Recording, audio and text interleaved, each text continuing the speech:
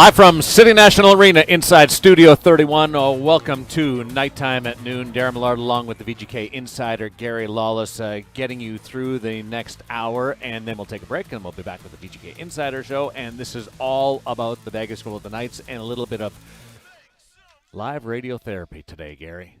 You're going to just talk me through it. You're going to help me through the next couple of days as the Vegas Golden Knights wrap up their 5-game road trip. Still searching for the first victory, getting set to play the Winnipeg Jets tomorrow. So how are you going to handle this? Do you want me to come to you and voice my concerns, or do you want to just take the initiative and calm me down? You come to me. All right, because I don't know whether this is going to be more therapy or like bartender-ish. We both have more familiarity with the bar scene and how that works. So you're going to be the bartender. I'm going to be the guy sitting at the counter having some problems with various parts of my life, and you're going to get me through this day. The Golden Knights falling to the Columbus Blue Jackets yesterday 6-4. So I'm happy. I'm happy that the Golden Knights scored a bunch of goals yesterday. Yeah, that's a positive from that game, but at what expense? Right. Did they abandon? Here, I'll boil it down for you. I don't like the way the team's playing, and I put that ahead of the injuries. Then the injuries compound it. So I think yesterday they, made a decision. We're going to try and score, and vacated some of the details that you need to play with at this time of the year. I think they probably needed to flip the script, actually, focus on defense. We heard Jonathan Marchessault say after the loss in Pittsburgh, we need to look after things in our own end, and the offense will take care of itself. That's not what they did yesterday. They pursued offense and did not take care of things in their own zone. A couple of those goals scored against were D-zone coverage breakdowns, and a lot of 2-on-1s, a lot of opportunities for the Blue Jackets, and Columbus, give them credit. What opportunities they were given, they cashed in on. So chicken or the egg? This is the scenario. Is the slump caused by the injuries and then exacerbated because the team isn't playing well?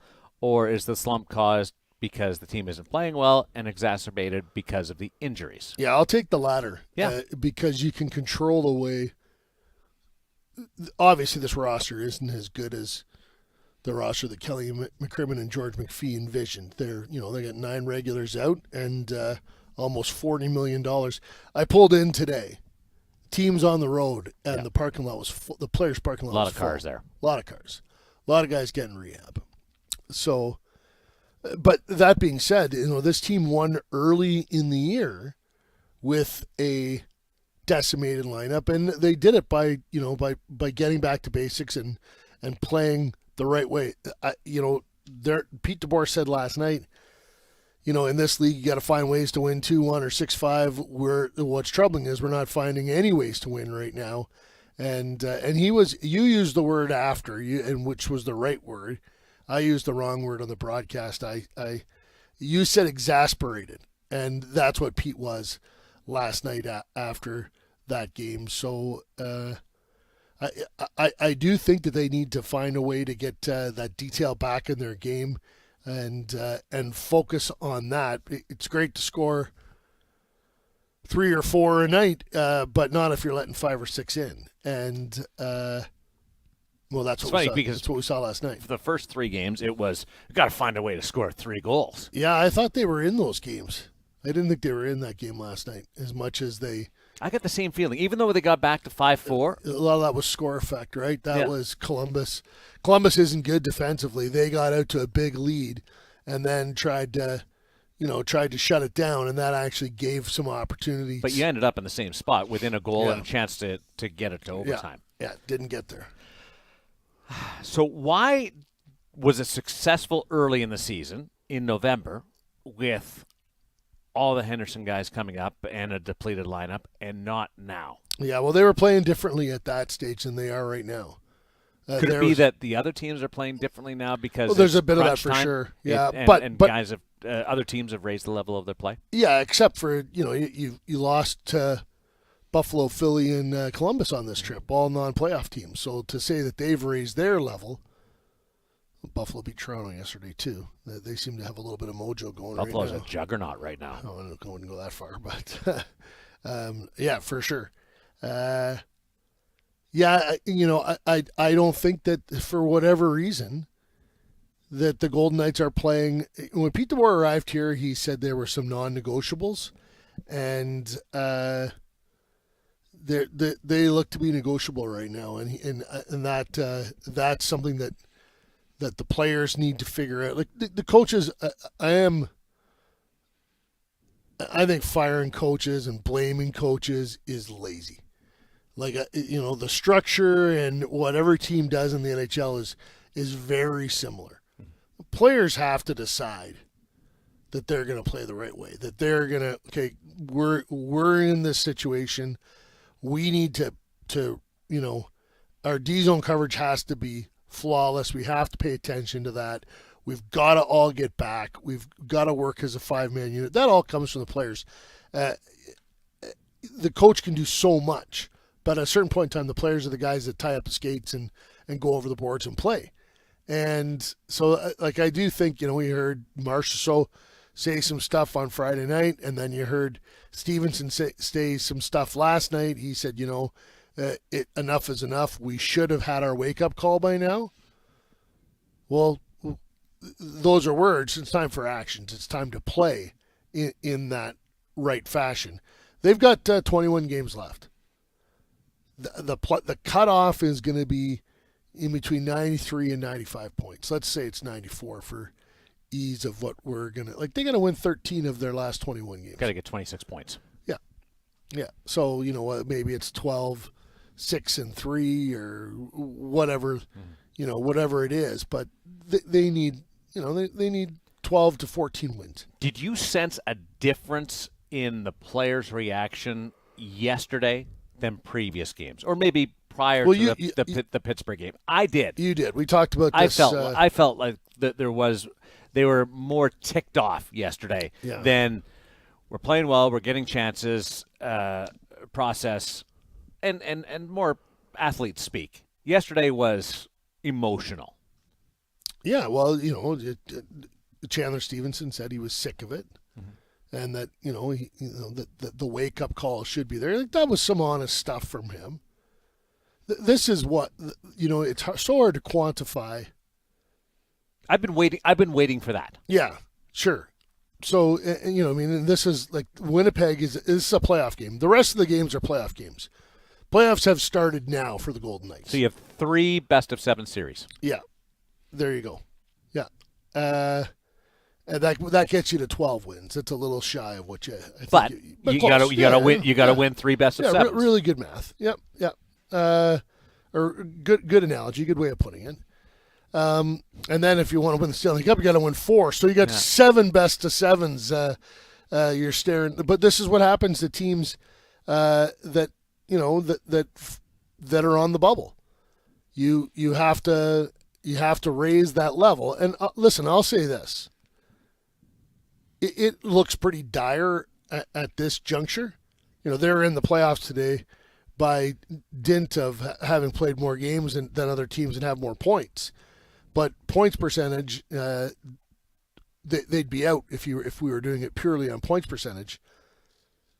If they manage if they find a way to stay in and get in and be a playoff team, there is the potential that you get. I don't know. Maybe you get all 9 back. Maybe all 9 guys trickle back into the lineup, and then at the opening night of the playoffs, then you're a monster. That whoever you're facing in the first round is like, honestly, this is what we were. This is our reward. We got 110 points, and this is what we draw. Arrested Mark Stone, if Mark can get healthy. Arrested Alec Martinez, we don't know where these guys are at health-wise. So it's a huge guessing game in that regard. But this team isn't done until it is done. And I think it'd be really fun for Golden Knights fans. First of all, this is why you're a fan. Like, you want it, like, the struggles and the challenges are what makes it exciting. Yeah. If they manage to get in. Stressful, too. Yeah, for sure. Yeah, I went home last night and I wasn't in a very good mood. It was, and I can imagine lots of fans weren't either. It's no fun watching them lose 4 in a row. But again, this is why, there's 32 teams now. There's great parity. The Toronto Maple Leafs have won the Stanley Cup in 55 years. Don't use them as an example. Why not? Because it's the Vancouver Canucks have never won the Stanley Cup. It's not realistic. Vancouver Canucks have never won the Stanley Cup. At least they've been to a few finals. The San Jose Sharks have never won the Stanley Cup. They've been to a few finals. Toronto hasn't even been to a final in that whole time. They're an exception to the rule. But we get some news on Austin Matthews coming up. No, this is what I'm saying is, there's go to Toronto, go to Canada, and Toronto's burning today. People are, but they are fans. Yeah. They stick with their team. Like, this isn't like, oh my God, you've lost 4 in a row. Let's find something else to do. This is when you dig in. Yeah. This is when you're like, okay, I'm going to really cheer for my team and hope they get in. And if they do, there's a reward. There's the playoffs, and there's a chance to win the Stanley Cup. And again, like, it would be, I don't have the crystal ball, but it would be exciting to have this group get in and then get healthy, and then, because the other thing, and I'll say this to Golden Knights fans. No one likes the Golden Knights. They were everyone's second favorite team in year one. Not anymore. People are... Oh, Golden Knights are the league villain. People are hoping that they fail. Like, they're going into Winnipeg tomorrow night, and those Jets fans, they never won a Stanley Cup either. Well, the Winnipeg Victorias won a Stanley Cup in, like, 1927 or something like that. But this version, like the Winnipeg Jets, that franchise, they don't have a Stanley Cup to their name. Do you think the Golden Knights are the villain of the league? Yeah, for sure. Yeah. Well, there's a good player available. Okay, we'll take him. Yeah. Like, people get sick of seeing that. Yeah. Seeing, Bill Foley continue to say to management, go ahead, and then management having the courage and the determination and the creativity to figure out how to do it. I have a test for you coming up in the next segment. Okay. Yeah. I'm going to test Gary Lawless. Challenge him. On what? Live on the air. I can't tell you because then you'll use the whole commercial break to practice. I know Cup winners. I don't know years. I never said it was that. Okay. And we are going to go down a path of whether or not the Golden Knights should be looked at differently now than they were at the start of the year. But first, the Craigie Range is the perfect place to enjoy a pregame or a postgame meal. This is cool. So Craigie Range, Sports Bar and Grill, at the Dollar Loan Center in Henderson. They've got this cool thing, and then I'm going to get back to the Craigie Range read. They've got this ice bar thing where you put your beer. So you're at the bar, you put it down, and it's got this cool strip that's ice cold. Keeps it cold. So I've never seen it before. Well, it's awesome. I don't drink fast. It takes me a while to finish it. Yeah. Well, the first beer I inhale, but after that, sometimes the heel gets warm on me. So that's so. Have you seen something like this before? It's awesome. No. So I was down there the other day, at the Dollar Loan Center, the Big West basketball tournament. I saw this. I'm like, this needs to be everywhere. I'm doing my first game there on Friday night. I'm doing Vegas Nighthawks. The Nighthawks. I'm doing color with Ben Edwards. Look forward to it. Right. I hope you do too. Well, you got a couple of days to get it all straight. No. Craigie Range Sports Bar and Grill.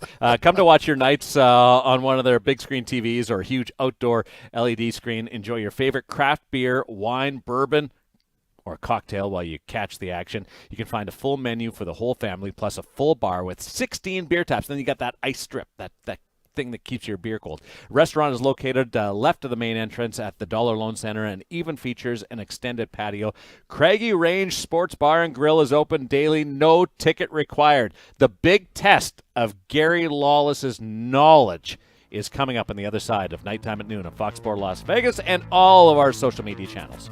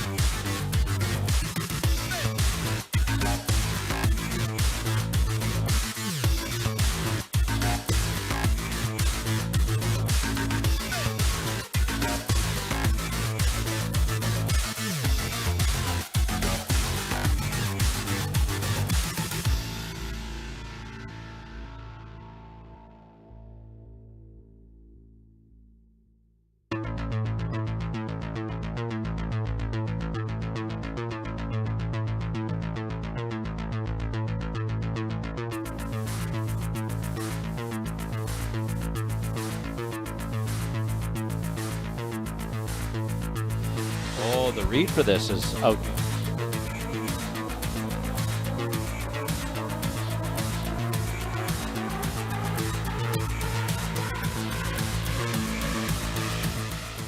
History made last week at the Dollar Loan Center with the Big West Basketball Championships, and now coming up on Friday, the first Vegas Nighthawks game, and is going to be played all at the new Dollar Loan Center in Henderson, and the arena's brand new website, thedollarloancenter.com. Check it out for upcoming events, seating charts, arena policies, and more, including your chance to purchase tickets for events like the Nighthawks and the Silver Knights, their first game on April 2nd. It's all coming together at thedollarloancenter.com. Ben Wilson, play-by-play, Friday night. I'll be doing color. B-Dub.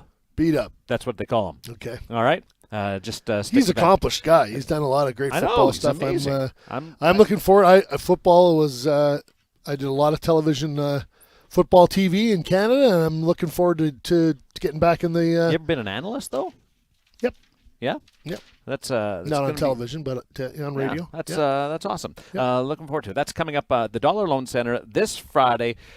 Coach Davis, it's going to be awesome. A lot of fun, like nothing we've seen before at that brand new facility, the Dollar Loan Center. So here's the situation. Daren Milard along with Gary Lawless. Gary's my bartender. He's talking me through the situation with the Vegas Golden Knights right now. They'll wrap up the 5-game road trip tomorrow night against the Winnipeg Jets, and we'll get into that scenario in just a little bit. But Gary, I'm having trouble keeping up with all the injuries that this hockey club is enduring right now. So can you, off the top of your head, someone throw me a pen. okay, off the top of your head, give me the injury list. Who's out right now for the Vegas Golden Knights? All right. Because this is not tongue in cheek. This is a legitimate challenge for somebody to accurately give me the 9 players, the 9 regulars that did not play yesterday for the Vegas Golden Knights. What do you have? All right. Right off the top, I've got Stone, Hutton, Howden, Leonard, Pacioretty, 5. McNabb, Yep. Martinez, Mm-hmm. Janmark. Yeah. It's 8. You're missing one. Yeah, missing a forward. Forward. Pacioretty. Oh, Riley Smith. There we are. There That's we go. pretty good. Well done. Pretty good. I did it. That's It's really not good. Pretty good. It's perfect. That's well done. You It's might 9 out of 9. I didn't put a clock on you, but you might have been tight on that. But that's it's a challenge right now. I don't think I've been in a situation where I've been consciously trying to come up with a list of names and had trouble doing it. 3 or 4, yeah. And you might miss somebody who's been out a long time. Let me have that pen back for a second. So but just this one's a challenge. And you know how I do it? I go forwards, defenseman, and goal. Yeah. Because that's the only way I can keep it straight. but just for fun, Mm-hmm. let's put a number beside these players in terms of where they would play in the lineup. How about the other part is when they might be back? I have no idea about that. Exactly. That's the major troubling part or concerning part. So I put a number beside where the player would play in the lineup. What's that mean? So Stone and Pacioretty are first-line wingers. Okay. Smith is a second-line winger. Martinez is a number 2 defenseman. McNabb is a number 3. Hutton is a number 6. Howden is a fourth line. Leonard is a number 1. Janmark's a number 3. Yeah. So and Howden at a 4 with he's his a good 4. with his contribution from a goal scoring perspective. If he doesn't get hurt, he might be on his way to 20. Yeah. Right? He might be hitting his first round pick. He might be hitting his potential. First round pick or an early second. First round pick. Yeah. Tampa Bay Lightning. Yeah. So you go around the league, take 2 number 1 forwards, a number 2 forward. Like that's 3 out of your top 6 gone. Martinez and McNabb, that's 2 out of your top 4 gone. Leonard, your number 1 gone. Yeah. You do that to Toronto, Florida, Tampa, Calgary. Calgary they haven't had a hangnail all year. Colorado, you name it. You do it to any of those teams, see what's happening. See what will be happening to them right now. Now tell me how many of those players are on your power play, first or second units. So you've got 9 out, so 8 out because Leonard doesn't count. Well, so right off the bat, 2, right? Stone and Pacioretty. I like Martinez on the power play. Yeah, he's on your power play. He might be on the second unit, but it doesn't matter. He's on your power play. Well, Smith has been on the power play all year. Yeah. So 4 right there. 4 of 8 skaters. Yeah. Big part. There's only 5 skaters on your power play. 4 so 10. 4 to 10 skaters. That's half. That's again. You're almost at half. It gets you to the point where you start to realize the real impact on all parts of this lineup, and that's why I asked you earlier about does the lineup have to get better, healthier, or does just the players have to improve their game? Yeah, it's a real mix, and I lean towards health, but at times here's the other factor though. Even challenged teams have to find ways to win. Yeah, and that's where they are right now. You got to find a way to at least get a couple of points on the road trip. You're in a situation where you might go 0-5. That's there. So there's all these. There's lots of websites that have, they have simulations, and the losses last week. like those simulations would have had Vegas beating Philly, Buffalo, and Columbus. Yeah. And so when you lose those 3 games, that takes it revs up the simulator in reverse. So like Vegas was like an 86% chance to make the playoffs last week. They're probably, I saw one where they're 56%. So they've lost 30% in a week. Now, it's all simulation, and it can be, a win tonight will probably give them a boost the other way. Well, it would for sure. Tomorrow night. Vegas entered the season as a Stanley Cup contender. Yeah. Strong Stanley Cup contender / favorite, whatever terminology you want to use. Are they now looked at differently? Should Vegas be looked at differently? As in wearing the cape of the underdog? Well, anything that you say in those regards, you always say barring injury. Right? Mm-hmm. So injury has not been barred. Yeah, they're an underdog for sure. Like Winnipeg has won 3 of 4 and is healthy right now. Vegas is an underdog to them. So we should start looking at them differently now. Well, we can't view them in the same light as the start of the year. Well, I don't. Absolutely not. Well, look at the lineup last night. Like there are a whole bunch of players playing way above their station, including on the top line. Like it's like every line had players. The only guy playing where he should be playing last night was Jack Eichel in the forward group. Everybody else should have been down a spot, and Alex Pietrangelo. So should the team adopt that same mentality? I think it would be great. That to me would be really smart. Little chip on the shoulder? Well, you know what I mean? Like if I'm Jonathan Marchessault and I wake up and I turn on the radio in Winnipeg and I hear the local folks up there saying that, Vegas is prime for a loss and this is our chance to, they're down. This is our chance to kick them. That would get me fired up. Just wondering, can you benefit from a psychological change of how you look at yourself? Yeah, I early in my newspaper writing career, I was covering a football team, and the coach used always us against the world. Like that was his. I think that can be overused though. Like and sometimes it's not even relevant because you got a good team. It wasn't relevant ever. Like that team won 14 of 18 games, but it is relevant because it is you against the world. No one wants to help the Golden Knights. At the start of the year, it was the Golden Knights against 3 or 4 teams. Fair. Not anymore. And now it's the Golden Knights against the world. Yeah. Well, Winnipeg is a team that is looking to step over the Golden Knights in the wild card race. So is Dallas.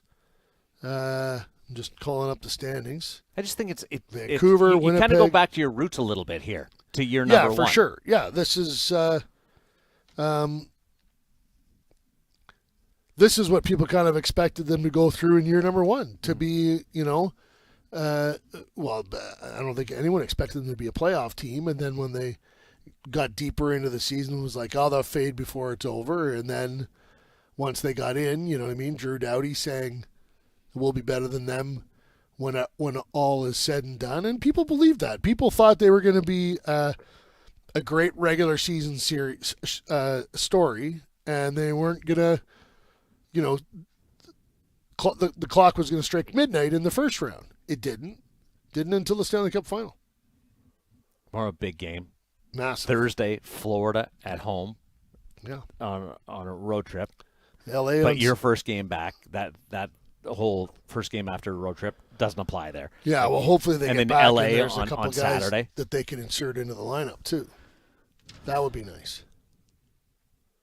And you can't even look past Winnipeg anymore. You can't look past the first period tomorrow because they've managed to find a way to trail. They've trailed every game in this series, in this road trip, right? Yeah, yesterday was the first time that they had a lead, in a game Yeah. at 2-1. And it didn't last long. Got to take a break. Golden Knight fans need more hockey. Make sure you check out the newest team in town, the Henderson Silver Knights of the American Hockey League. Single game, group, and mini suite tickets for home games during this season are on sale now. You can get in touch with the Henderson Silver Knights ticketing team at 702-645-4259. That number, Gary, write it down, 702-645-4259, or visit hendersonsilverknights.com to learn more. First game at the Dollar Loan Center coming up on April 2nd. When we continue, there's some action around the National Hockey League to tell you about. Austin Matthews has been slapped with a suspension, and we'll also bring you up to date on the trade deadline antics in the National Hockey League. We are 1 week away from the National Hockey League trade deadline. It's nighttime at noon on Fox Sports Las Vegas and all of the VGK social media channels.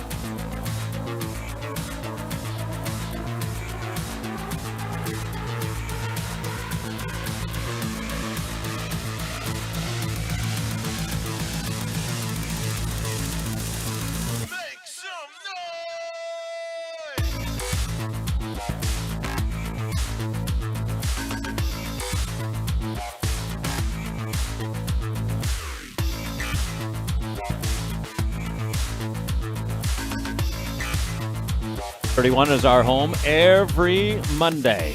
Vegas Golden Knight broadcasters bringing you nighttime at noon. Today, Daren Milard joined by Gary Lawless, getting set for a big game tomorrow night to wrap up the 5-game road trip.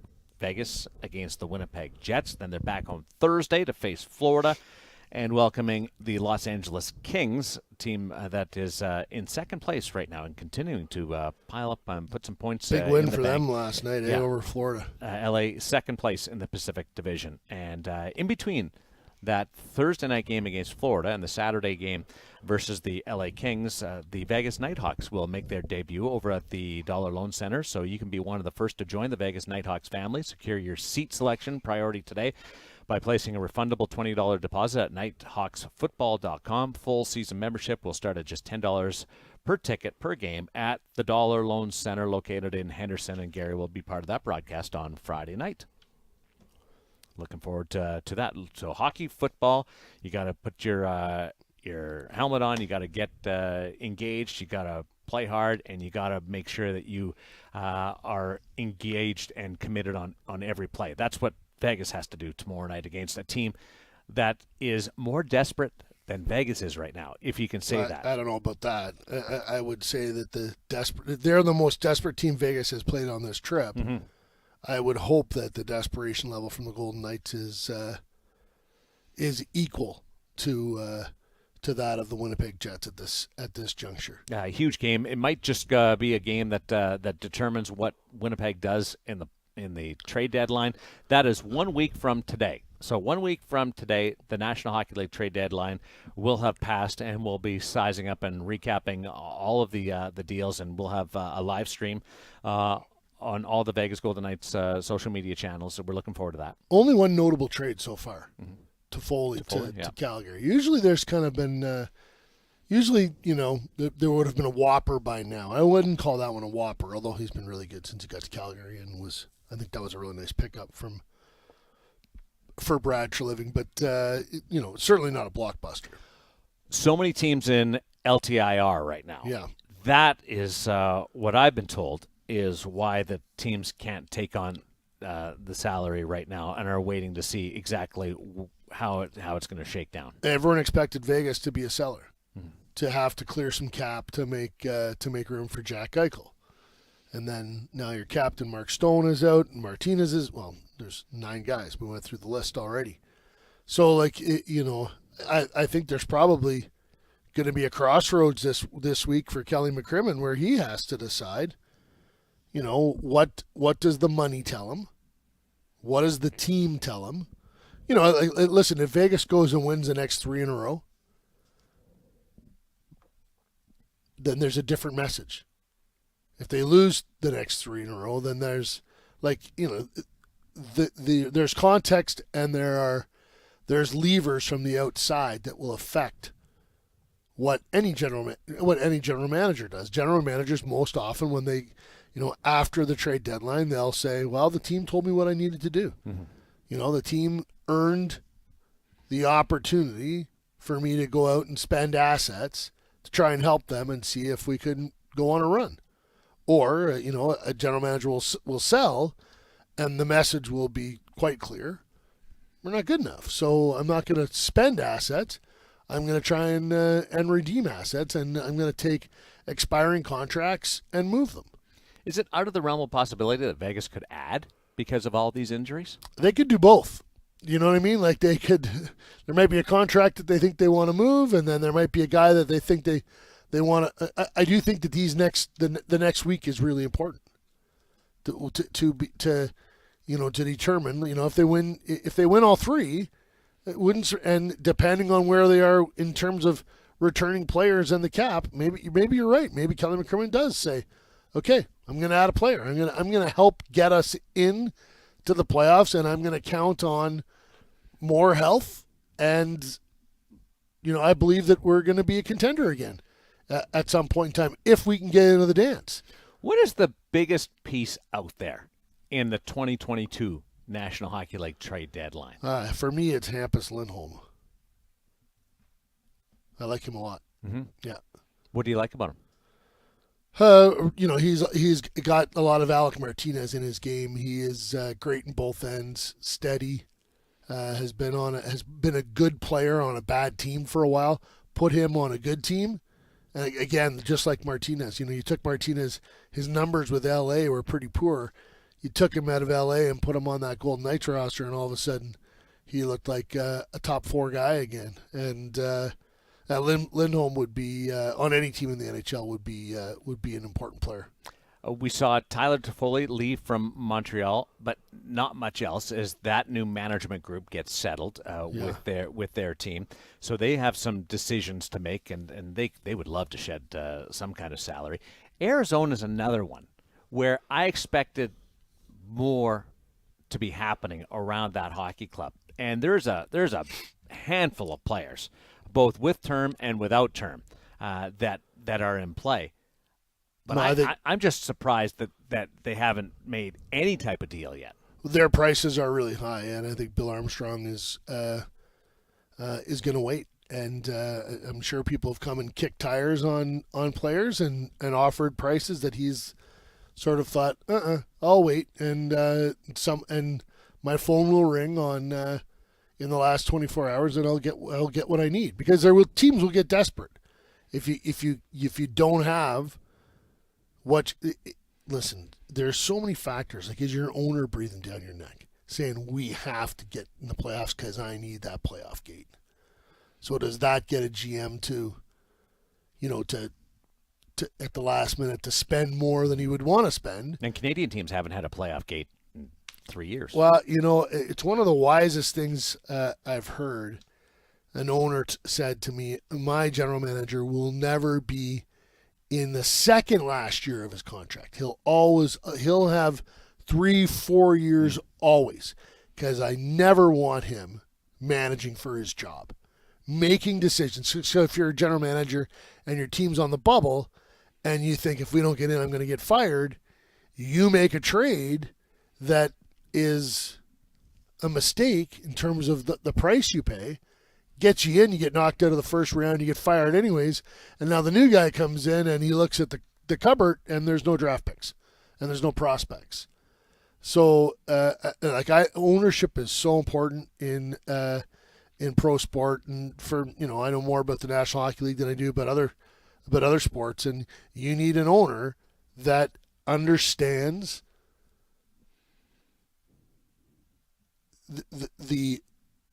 that understands the CBA, that understands parity, that understands the vagaries of pro sport, that you might have 9 guys out of your lineup at some point in time. So, like, you want a hands-on owner, but because you want him involved and engaged, but also one that understands that it's not as easy as, I see that building, I want to buy it, I'm going to write a check. Mm-hmm. There's 31 other guys that want to buy that building as well, and they all have checkbooks too. The competition. Do you think Calgary does much in the next week? Yeah, for sure they do. Yeah. What about Edmonton? Yeah, that's an interesting one, because Ken Holland has kind of painted himself in a corner by saying he's not going to trade his first-round pick. Well, that's the asset that people want. Mm-hmm. That's your scout. You have a scouting staff that is they're like, give me a first-round pick, I'll turn that into an NHL player for you. How aggressive do you think LA is? Because this is their big jump year. Yeah. Probably didn't expect to be second in the Pacific Division at a week out from the National Hockey League trade deadline. Are they comfortable just with the progression, or do they take a real run at this? Well, they have guys that like Quick and Brown are players that I think that they would trade, and to bring in assets or bring in. Do you think they could sell, even though they're in? Those would be players that they could use for acquisition, I guess. But who wants those guys? It's complicated. Look, if I'm Rob Blake, I'm not using assets on this team. I look at LA and just stand pat and be happy with your year. You know what? You guys have done great. Yeah. I'm going to leave you alone. I'm going to keep you together. Yeah. And let's see how far you can go. That's the way I see it coming too. Yeah. And they got Mark Bergevin there. Nobody knows better than him that you can hit lightning in a bottle. Could Carey Price get moved? I don't. He's working out. He's on ice. He's doing drills. I don't know whether that's realistic. Yeah. If you're one of those teams, and all of a sudden you have you're a contender, and all of a sudden you have some LTIR. The problem is it's $10 million. Yeah. So like the Habs would have to say they'd have to eat half. I think that's a summer deal. They'd have to eat half. What about Nashville? David Poile loves the big deal. Yeah.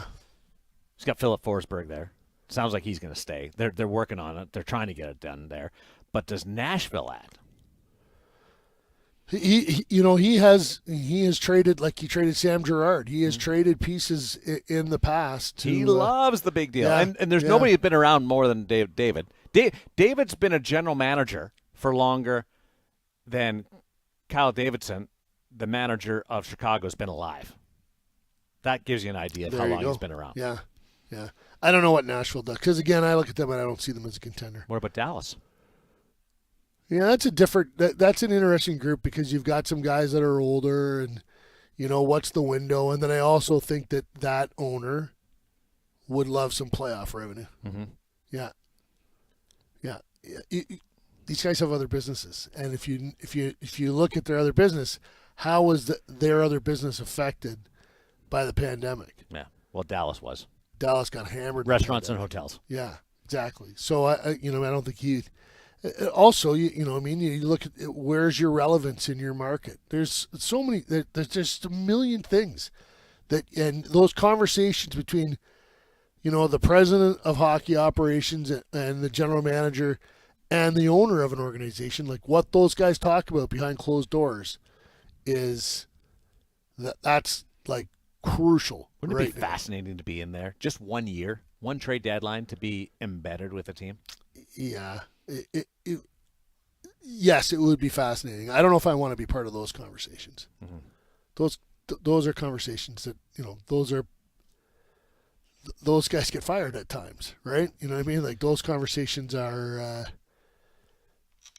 ownership, rightfully so, wants to know, where their team is and where it's going, and it's so hard to predict. It's an art. It's not a science. Can't remember the writer's name, but he did it 1 year with Columbus and wrote just for an article, a piece. Was it Aaron Portzline? Nope. No, it was somebody from not there. Scott Burnside. But did it inside? No, we'll brainstorm. Garrett this. Joyce.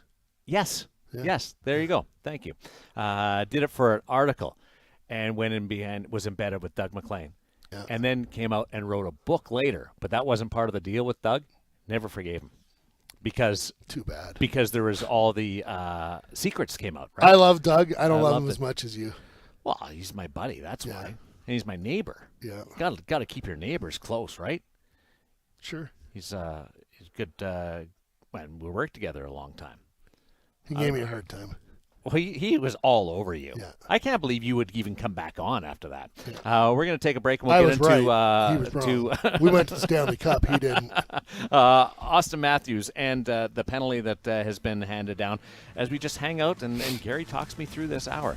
If you're listening in Winnipeg, where the Golden Knights play tomorrow night, you're all excited about the Golden Knights coming to town and seeing the team for the first time in a while all over North America as you tune in on the social media channels as well as Fox Sports Las Vegas. We'll be back after this.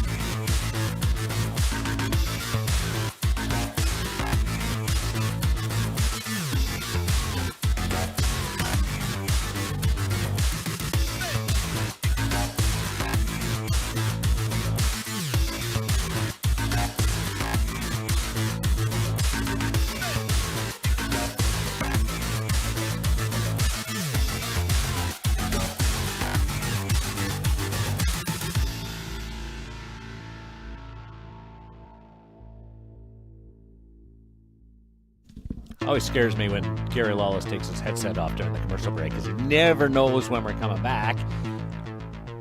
And then he gets into conversations.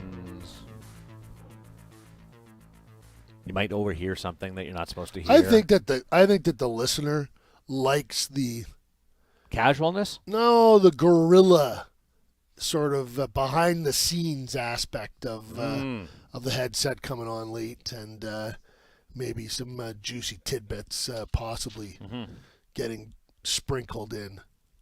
What do you know about Indoor Football League? Vegas Nighthawks on Friday. Well, I know Mike Davis is a really good football coach, has had success in indoor football when he was in Nebraska, and then he went up to the Canadian Football League and was with the Saskatchewan Roughriders and then the Toronto Argonauts, and I've gotten to know Mike a little bit. Intense guy. It's really interesting. He does everything. Like he's done laundry for that organization, for this organization at some point in time. Like that's the kind of, it's like in, minor league baseball where the manager, has to hand out the meal money. He's involved in everything from the, putting the organization together to working hand in hand with sponsorship, to working hand in hand with ticketing, with the people putting the building together. And then he's got to, run tryouts, run a training camp, and then get ready to play games. And then once the game starts, put the headset on and call the game. So it is, he's incredibly involved. His fingerprints are all over it. And I expect that they'll be a good team. I think they'll have success. You know what I'm interested to see about the Vegas Nighthawks is where's the best place to sit for indoor football? Normally, in a regular stadium, I think your prime seats are middle of the way up on the side. Yeah. But on the indoor game, maybe the end zone's even better. I don't know, or right down low because you're so close to the field. It depends on what you want. You know what I mean? Like I have a friend who has glass seats to the Golden Knights, and he he's lucky enough to have glass seats and a box, and so he flips. He'll go down for a period, sit at the glass for a period to get that feel of the, the adrenaline and being up against the physicality, and then he'll go upstairs and watch the game from a higher level. I can't really watch from anywhere but upstairs now. I've been watching from a press box for, 30 years, and that's some scouts like to sit in corners. Mm-hmm. Some like to be up top. It just depends. They were testing out the scoreboard over at the Dollar Loan Center, and Coach Mike just happened to be there, and they had 99.99 up on as the score, and he said, "You guys got to make sure that can get to 3 digits." Yeah. Because he expects a lot of scoring to happen. 100-plus points is what he's predicting. So that's coming up on Friday. Vegas Nighthawks making their debut at the Dollar Loan Center. So go to Craigie Range, have your dinner, go in, and enjoy all the action. And, of course, Gary's part of the broadcast. The Toronto Maple Leafs have learned that their star player and Rocket Richard leader, Austin Matthews, has been tagged with a 2-game suspension for cross-checking yesterday in the Heritage Classic outdoor game. He's not a dirty player. It's a dirty play. If he had hit him in the shoulder and then slid up, it's just a fine or a major penalty or whatever. I can't believe Darlene didn't go down. He gets him directly. It sticks straight to neck, and that's it. That I thought maybe one. But really, 1 or 2. Yeah, one wouldn't have surprised me.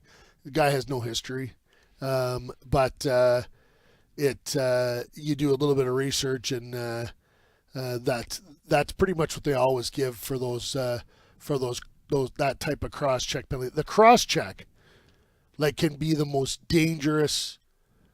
Like this, even swinging a stick, you do not have as much force as you do with that cross check. That can be very debilitating. Very dangerous. What a bonus for the people watching this episode of Nighttime at Noon to be able to see you physically illustrate what a cross-check is and what a slash is. Yeah. Like, that takes people inside. Really. That is Daren making fun of me, everybody. He knows how to do it. I'm not making fun of you. And then he denies it. He does it all the time, and then he denies it. I was going to talk about your shirt the whole show, and I never did. Yeah, it's a new one. Right out of the wrapper. First time I ever worn it. Looks like a light bright.